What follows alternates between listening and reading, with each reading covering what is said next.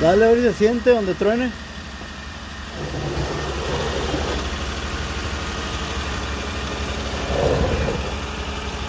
Dale que truene.